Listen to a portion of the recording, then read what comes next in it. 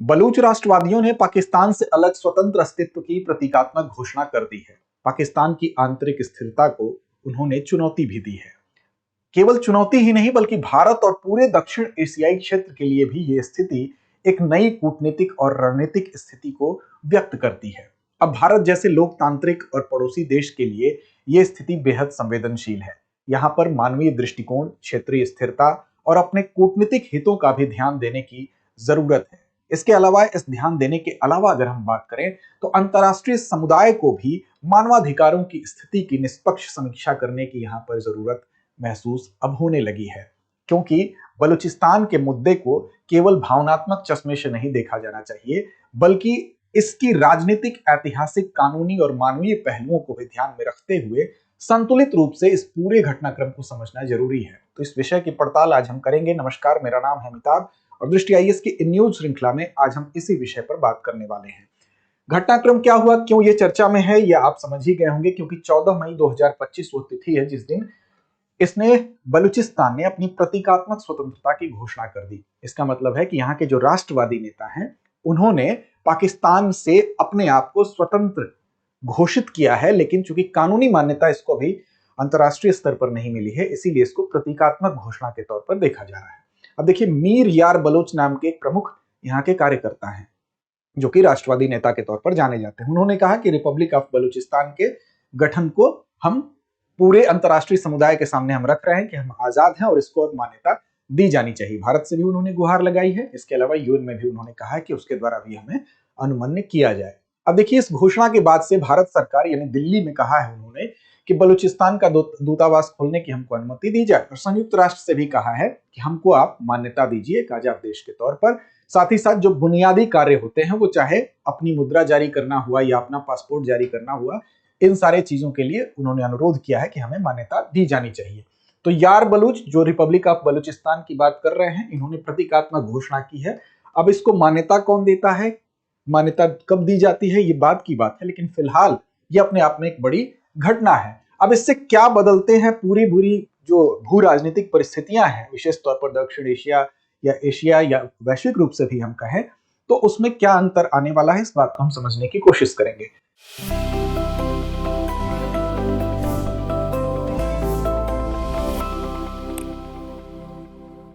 लेकिन उससे पहले हम जान लेते हैं कि इसकी ऐतिहासिक पृष्ठभूमि क्या रही है, क्या वजह रही है कि यहाँ पर विरोध जो है वो लगातार मुखर होता रहा है। ये इसकी शुरुआत क्या भी हाल ही में हुई है या पहले से इसकी जड़ें यहाँ पर इतिहास में दिखाई देती हैं। तो देखिए, बलूचिस्तान जो है बेसिकली ये, जब इसकी बात अगर बुनियाद देखें हम कहाँ पर है, तो आप देखेंगे जब ब्रिटिश काल में, जो औपनिवेशिक काल था, उस समय आप देखेंगे कई रियासतें हुआ करती थी, प्रिंसली स्टेट जिनको कहा जाता था। उसी में कई रियासतों में, जैसे बलूचिस्तान में भी छोटी छोटी रियासतें थी, लेकिन ये रियासत थी, एक इसका नाम है कालात, ये एक बड़ी रियासत थी। इसके अलावा भी अन्य रियासतें थी, खारन थी, मकरान थी, लासबेला थी, लेकिन ये जो रियासत थी कालात जिसकी बात हो रही है, ये प्रिंसली स्टेट जो था ये प्रमुख था, और इसकी वजह से ये बड़ा भी था, प्रमुख भी था। तो बाकी जो छोटी छोटी रियासतें थी, उन्होंने तो जब विलय पत्र पर हस्ताक्षर करना हुआ तो जो पाकिस्तान के साथ उन्होंने जाना स्वीकार कर लिया, लेकिन कालात एक ऐसा प्रिंसली स्टेट था, एक ऐसी रियासत थी जिसने कि स्वतंत्र रहने का निर्णय लिया। लेकिन शुरुआत में मोहम्मद अली जिन्ना ने भी इस चीज को स्वीकार किया था, लेकिन बाद में उन्होंने स्वीकार करने के बावजूद, वो एक्सेप्ट करते थे कि ठीक है आप स्वतंत्र रहिए, लेकिन बाद में 1948 में एक ऐसी घटना हुई कि जबरन सैन्य कार्रवाई करते हुए कालात को भी मिला लिया गया और पाकिस्तान के अंदर इसको जबरन शामिल कर लिया गया। उसके बाद अब यहां से विरोध शुरू हुआ। विरोध की लहर आपको 1954-55 में फिर दिखाई देगी, जब बलूचिस्तान को, जब विरोध वहां पर ज्यादा हुआ तो पश्चिमी पाकिस्तान में मिला दिया गया। अब देखिए, 1958 में कालात के खान नवाब नौरोज खान थे, उन्होंने स्वतंत्रता की घोषणा की और कहा कि हम स्वतंत्र हैं। फिर उसके बाद 63 में, लेकिन बाद में उनको भी समर्पण करना पड़ा, ये एक बात, विरोध की एक लहर उनके द्वारा उठाई गई। फिर 1963 में एक तीसरा विरोध हुआ, तीसरा विद्रोह हुआ। उसमें क्या हुआ कि बलूचिस्तान को एक प्रांत के रूप में मान्यता देने की डिमांड फिर से बहुत तेजी से मुखर हुई, लेकिन उसको प्रांत के रूप में मान्यता 63 में तो नहीं मिली, लेकिन ये जो विरोध या विद्रोह लगातार चलता रहा, इसकी वजह से 1970 में एक प्रांत के रूप में उसको मान्यता मिल जाती है। फिर ये आवाज थोड़ी सी और ज्यादा मुखर होगी, कब मुखर होगी, जब बांग्लादेश 1971 में आजाद होता है।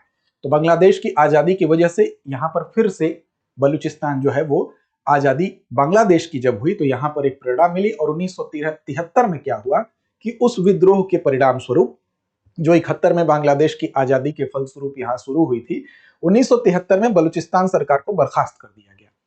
उसके बाद से फिर यहाँ पर वही सिलसिला चला, असंतोष ज्यादा बढ़ने लगा। फिर 2000 के दशक के आप जब आएंगे वहां तक देखेंगे पाकिस्तान में फिर से 2000 दशक के मध्य तक आते आते संघर्ष का एक 5वां चरण शुरू होता है। और वहां से एक एमनेस्टी इंटरनेशनल की रिपोर्ट कहती है कि 2011 से लेकर अगर अब तक की स्थिति देखी जाए तो लगभग 10,000 से ज्यादा बलूच जो है वो गायब हो चुके हैं। इसका मतलब यह है कि वहां पर जो असंतोष की लहर है वो बढ़ती रही और कई चरणों में ये विरोध शुरू हुआ है। तो 1947 में भारत पाकिस्तान के विभाजन के समय ही बलूचिस्तान ने स्वतंत्र रहने की चाह व्यक्त की और वहीं से ये विरोध शुरू हुआ जब 48 में पाकिस्तान ने सैन्य बल से इसको अपने अधीन कर लिया था। ये जो प्रिंसली स्टेट है आप देख सकते हैं, यहां पर वो एरिया था, आगे और स्पष्ट आपको हो जाएगा। अब देखिए, विद्रोह दमन और मानवाधिकार का उल्लंघन एक प्रमुख मुद्दा है। क्या मुद्दा है? तो यहां पर इनका ये कहना है, वर्तमान जो स्थिति है कि बलूच लोगों को पॉलिटिकल राइट नहीं मिले हैं, राजनीतिक अधिकार नहीं मिले हैं, और पाकिस्तान की सेना द्वारा यहां समय समय पर बल प्रयोग किया जा रहा है। यानी कि जो मिलिट्रलिज्म है इसकी वजह से, जो सैन्यीकरण है उसकी वजह से यहाँ पर भारी असंतोष है और लोग गायब कर दिए जाते हैं। जैसा कि एमनेस्टी इंटरनेशनल की जो रिपोर्ट थी उसमें ये बात स्पष्ट हो रही थी, जिसमें कि बताया गया कि 2011 से अब तक 10,000 से ज्यादा बलूच गायब हैं। इनफोर्स्ड डिसअपीयरेंस इस चीज को कहा जाता है, यानी जबरदस्ती किसी को गायब कर देना, फिर उसका पता ही न चले। इसके अलावा किल एंड डंप पॉलिसी थी, यानी मार के यहाँ पर फेंक दिया जाता था। बलूच रैली चालक तारिक बलूच इसका उदाहरण है। तो कुल मिलाकर यह कहा जा सकता है कि जो राजनीतिक तौर पर यहाँ की उपेक्षा है, इसके अलावा आर्थिक शोषण भी एक मुद्दा है, और सांस्कृतिक दमन यानी कल्चरल जो एस्पेक्ट है वो भी इसमें है कि बलूच लोगों की जो संस्कृति है उसको भी दबाने की कोशिश की जाती है। अब इसकी वजह से यहाँ पर असंतोष रहा है, लगातार समय समय पर कई चरणों में विद्रोह होते रहे हैं।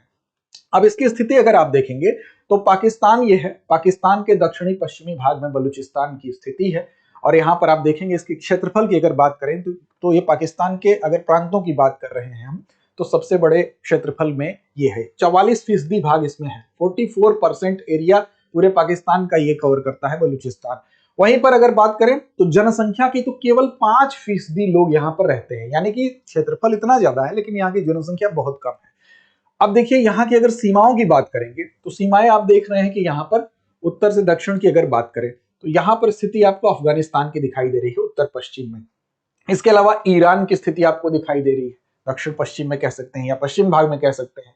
इसके अलावा आप देखिए यहाँ पर अगर देखेंगे तो नीचे आप देखेंगे अरेबियन सी से भी इसका बॉर्डर लगता है, यानी दक्षिण भाग में अरब सागर से लगभग 770 किलोमीटर की समुद्र तट की रेखा इससे लगती है।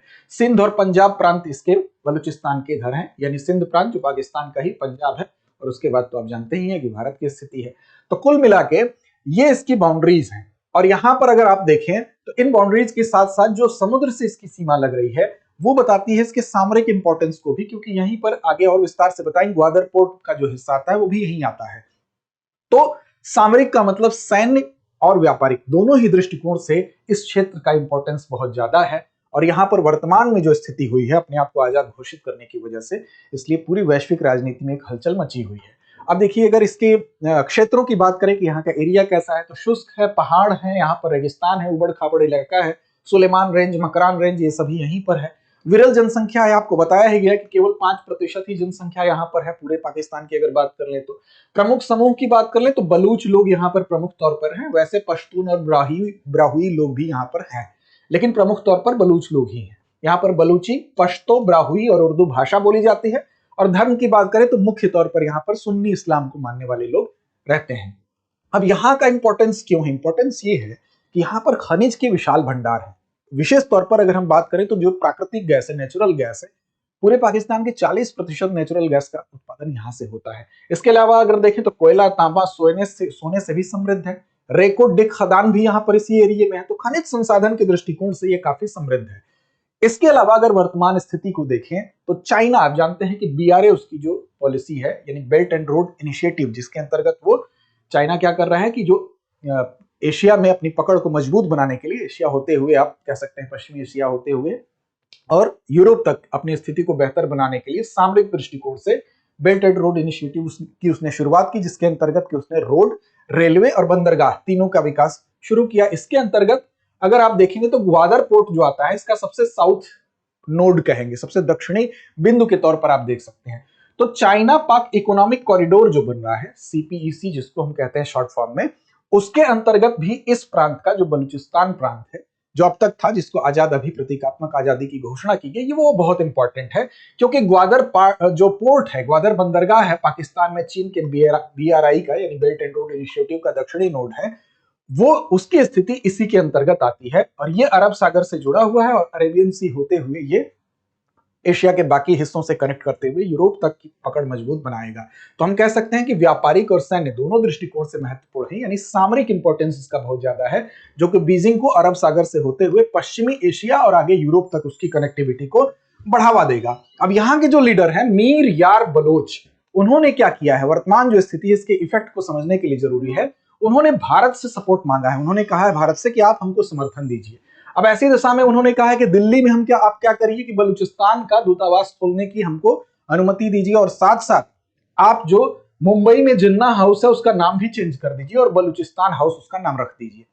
ये डिमांड भारत के साथ हुई है। भारत का मन क्या होगा वो तो बात की बात है, लेकिन यहां पर भारत के सामने एक दुविधा की स्थिति, क्योंकि अब तक भारत की जो पॉलिसी रही है बलूचिस्तान को लेकर, भारत कहता है कि हम यहां पर किसी भी प्रकार संलिप्त नहीं है, किसी भी प्रकार की संलिप्तता से इनकार करता है। लेकिन वर्तमान में वहां की जो स्थिति बनी है उस स्थिति को अगर देखेंगे तो भारत कूटनीतिक संतुलन की स्थिति भी रखना चाहेगा, यानी कि एकदम से उसको इग्नोर नहीं करेगा, क्योंकि वर्तमान जो स्थिति है विशेष तौर पर पड़ोसी मुल्कों के साथ, चाहे वो चाइना हो चाहे वो पाकिस्तान हो, इन दोनों ही कंट्रीज के सापेक्ष अगर देखा जाए तो कूटनीतिक संतुलन की स्थिति यानी दक्षिण एशिया में एक संतुलन की स्थिति बनाने के लिए बलूचिस्तान को भारत इग्नोर नहीं कर सकता है, बहुत ध्यान की मुद्रा में देख रहा है।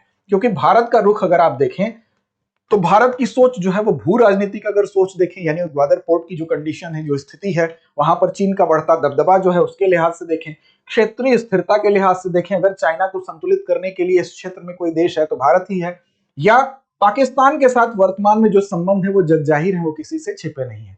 ऐसी दशा में एक प्रति संतुलन की नीति अपनाते हुए भारत इस क्षेत्र को इग्नोर तो बिल्कुल नहीं करेगा।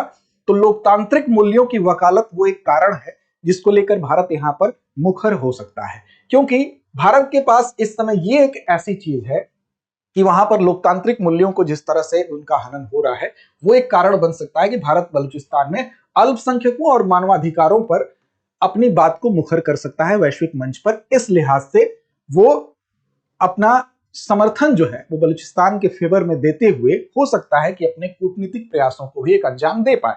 अब देखिए संयुक्त राष्ट्र और मानवाधिकार संगठनों पर भी प्रेशर बढ़ सकता है। क्यों? क्योंकि पाकिस्तान की जो दमनकारी नीतियां हैं बलूचिस्तान में वो क्षिपी नहीं है। इसको लेके संयुक्त राष्ट्र पर भी प्रेशर क्रिएट हो सकता है कि वो वहां पर हस्तक्षेप करे और वो बलूचिस्तान को मान्यता दे। अब देखिए चीन की सीपीईसी जो परियोजना है यानी चीन पाकिस्तान इकोनॉमिक कॉरिडोर है, उसको भी इस वजह से खतरा तो हो ही गया है, क्योंकि 14 मई 2025 को एक बड़ी घटना हुई है। वहां के बलूच राष्ट्रवादी नेताओं ने अपने आप को, भले ही वो स्वतंत्रता प्रतीकात्मक हो, लेकिन घोषित तो कर ही दी है। तो इससे कहीं ना कहीं चीन को भी, उसके भी प्रोजेक्ट को खतरा होगा और चीन की भी चिंता यहां पर लाजमी है। क्यों क्यों यहां पर विद्रोह होते रहे हैं? क्योंकि ऐसा माना जाता है कि बीआरआई के माध्यम से जो वहां पर प्रोजेक्ट लॉन्च होते हैं तो वहां के संसाधनों का दोहन किया जा रहा है, वहां के लोगों को इकोनॉमिकली कोई फायदा नहीं हो रहा है। इकोनॉमिक अगर दृष्टिकोण से देखें, आर्थिक दृष्टिकोण से, तो बलूचिस्तान का ये जो रीजन है वो काफी समृद्ध है, लेकिन वहां के लोगों की इकोनॉमिक कंडीशन इतनी बुरी है जिससे उनके मन में एक विरोधाभास है कि सबसे ज्यादा आर्थिक संसाधन से संपन्न क्षेत्र के लोगों की भी आर्थिक दशा अगर इतनी खराब है तो विद्रोह होना लाजमी है। तो चीन भी इससे चिंतित होगा और चीन की सीपीईसी में जो भागीदारी है उसके कारण दक्षिण एशिया के समक्ष जो सुरक्षा की चुनौतियां हैं, इसको उठाते हुए भारत यहां पर हो सकता है कि अपने समर्थन के तौर पर अपने आप को मुखर तौर पर यहां पर व्यक्त करे। तो कुल मिलाकर जो मानवाधिकारों की स्थिति है उसकी निष्पक्ष समीक्षा को लेकर एक आवाज उठ सकती है। बलूचिस्तान के मुद्दे को भावनात्मक स्तर से न सोचकर, हटते हुए राजनीतिक, ऐतिहासिक, कानूनी और मानवीय पहलुओं को ध्यान में रखते हुए यहाँ पर एक संतुलित अप्रोच को अपनाते हुए भारत अपनी आवाज मुखर कर सकता है और अंतर्राष्ट्रीय स्तर पर भी इसको समर्थन मिल सकता है। आगे क्या होगा वो काल के गाल में है, लेकिन इस विरोध के कड़ी में ही जो बलूचिस्तान लिबरेशन आर्मी है ये काफी न्यूज में रहता है। ये 2011 से यहाँ सक्रिय है और पाकिस्तान के बलूचिस्तान प्रांत में ही कई अलगाववादी समूहों में ये सबसे प्रमुख है, काफी न्यूज में रहता है। माजिद ब्रिगेड एक इसका है जो कि बीएलए का आत्मघाती दस्ता है, सुसाइड स्क्वाड है इसका, जो कि विशेष रूप से इस उद्देश्य के लिए ही समर्पित है कि बलूचिस्तान को आजादी मिली। तो बीएलए भी आपसे परीक्षा में हो सकता है कहीं ना कहीं किसी रूप में पूछ लिया जाए। आईएसडीएस फाउंडेशन की बात करेंगे, यहाँ पर जयपुर में 9 जून से शाम 5 बजे से इसका नया बैच प्रारंभ हो रहा है। करोल बाग की बात करें तो हिंदी माध्यम 30 मई समय सुबह 8 बजे से यहाँ पर आईएसडीएस फाउंडेशन के नए बैच की शुरुआत हो रही है। अंत में बारी अभ्यास प्रश्न की आती है और अभ्यास प्रश्न की जिम्मेदारी होती है आपके ऊपर। बलूचिस्तान किस ऐतिहासिक रियासत का हिस्सा था? विकल्प आपके सामने है, गिलगित, कालात, सिंध या पेशावर। तो उम्मीद इन्हें विश्वास है कि इस प्रश्न का सही और सटीक जवाब आप जरूर देंगे। लड़ते रहें अपने लक्ष्य की ओर, बढ़ते रहें। डियर व्यूअर्स, अपने एग्जाम की तैयारी को और बेहतर करने के लिए हमारे चैनल को लाइक, शेयर और सब्सक्राइब करना न भूलें।